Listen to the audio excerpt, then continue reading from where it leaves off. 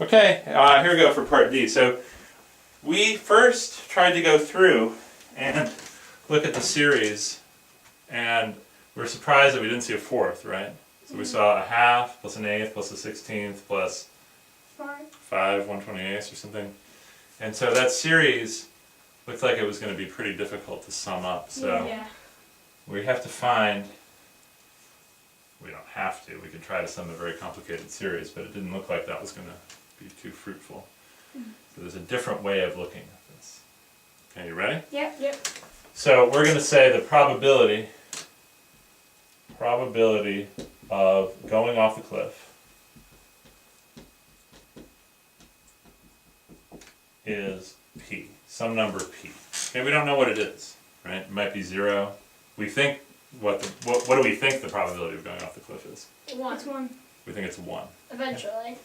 All right. So let's see if we can understand what happens. So you start at the beginning, right at the edge of the cliff. Put you and Kitty on the edge of the cliff. Kitty's head fell off. Kitty's head fell off. Okay.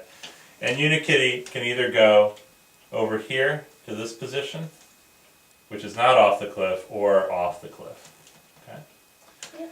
And each of those happens with probability 1/2, right? Half the time Unikitty off the cliff, half the time safe. Yeah. Right? So our probability of going off the cliff also will obey this law. So the probability P is 1/2 for going off the cliff. Yeah. Plus 1/2 for going off the cliff from the next step. Okay, so I didn't write that super well. But so our probability of going off the cliff from the starting position is 1/2 plus 1/2 of whatever the probability is of going off the cliff from here. Does that make sense? Yep. Okay.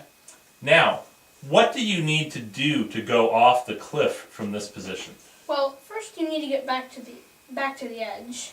Okay. Then you can go off. Okay. Then you can go off. But if you go back to the edge here, But you're back to where you started, right? Yeah, so you have you have 1/2 there. Okay, so something very interesting happens. If you go back to the cliff, it's as if you're back to right in the beginning. Right? Yeah. Do you see that? Like you actually, if you're standing there, from a probability perspective, you don't know that you went out and back. It's just like you just started over. Yeah. Make sense? Yeah. Okay, now,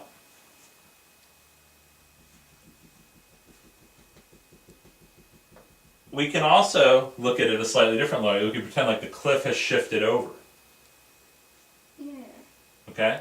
So the probability of going over to here and the probability of being at position 1 and ending up over here is the same as the probability of starting it on the cliff and going off the cliff. Does that make sense? That's the critical step here. I think so. Okay?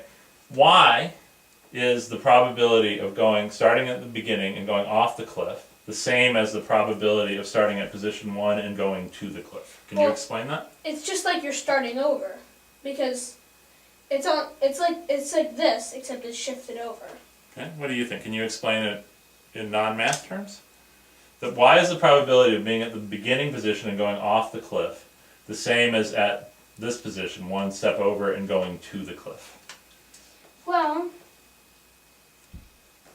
if you just, because this you just shifted the cliff, so you're pretending that this is that is that, and it because this is at the edge of the cliff, and Right. that's at the edge of the shifted cliff. Okay, so there is some kind of symmetry in this problem. Yeah. We can pretend we just shift the cliff over, and we can understand once you go off the cliff, whoa! It's the same as going off this pretend cliff. Yeah. Okay? So that means the probability is 1/2, we go off the cliff, plus 1/2, we go off the cliff from here. But to go off the cliff from here, we first have to go here. Yeah. then we have to go off the cliff. But it's this; those are the same thing, right? Yeah. Okay, so the probability of getting to this position from here would also be P. Remember, that's the probability of going off the cliff from here. Yeah. Times, now we have to go off the cliff. So. Do you see that? Times, what's the probability of going off the cliff from here? 1.5. Well. If I'm standing at this position, what I have called the probability of going off the cliff something. What have I called it? P. So P, the probability of going off the cliff, is 1/2 from going off the cliff the first time, plus 1/2 having to go 2 steps that way. P times P. So we just found an equation for the probability. P equals 1/2 plus 1/2 P squared. Whoa. Whoa. Wow. This is a tough equation to solve. What's maybe a first thing we could do to help solve this? Well, maybe we could try it out. We could multiply by 2 and get rid of the fractions. Okay, first thing, let's get rid of the fractions Yeah. before we try anything out. So we get 2P equals 1 plus P squared. Okay, now there's no fraction, so it's not so hard. Yeah. What's the next thing we might want to do to make this a little easier?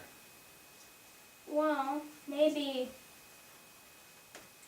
Well, we can't divide by 2, that would add the fractions back in. Yeah, well you wanted to try something out. Yeah. What do you want to try out? What number would you like to try out for the probability? Let's try out like maybe 3. Well, can a probability be 3? No. No. So maybe we can try it out for a fraction. Okay, what fraction do you want to try? Let's just try 1/2. Okay. What's 2 times 1/2? Is 1. 1. Does 1 equal 1 plus 1/2 squared, so 1 plus 1/4? Does 1 equal 1 plus 1/4? No. No. Okay, well, remember this P represents the probability of going off the cliff. What did you think that probability would be? 1. 1. So what should we try? 1. Alright? So 2 equals 1 plus 1. It worked. It worked. Now, you know actually how to solve an equation like this. How do you solve equations like this? Well, you can bring this to the other side. Okay, 0 equals 1 minus 2p plus p squared. And then you can rearrange this. Okay, how would you rearrange it?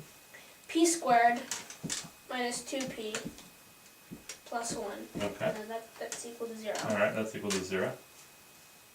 So we can use our quadratic formula on this. We could use the quadratic formula, yeah. Is there anything else we might want to do a quick look at first? Well, could it factor? Could it factor?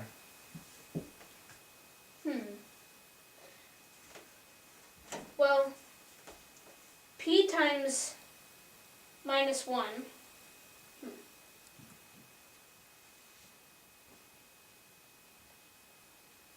Well, this would have to be either 2 negatives or 2 positives. Okay. What would you guess? Is it going to be 2 negatives or 2 positives? 2 positives. Actually, no, wait, 2 negatives. Why? Because this is a negative. Okay, p minus 1 times p minus 1.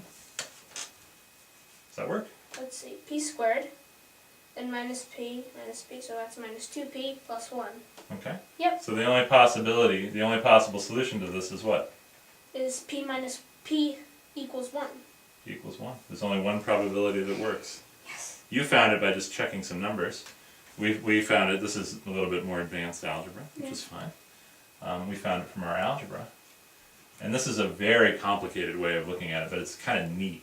Yeah. It's kind of neat. You understand the symmetry in the problem, and it helps you get to the end, and you find that indeed you do always go off the cliff.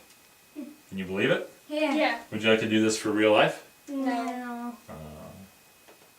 I wouldn't like jumping off cliffs. Well, but Unikitty seemed to have fun with it, right?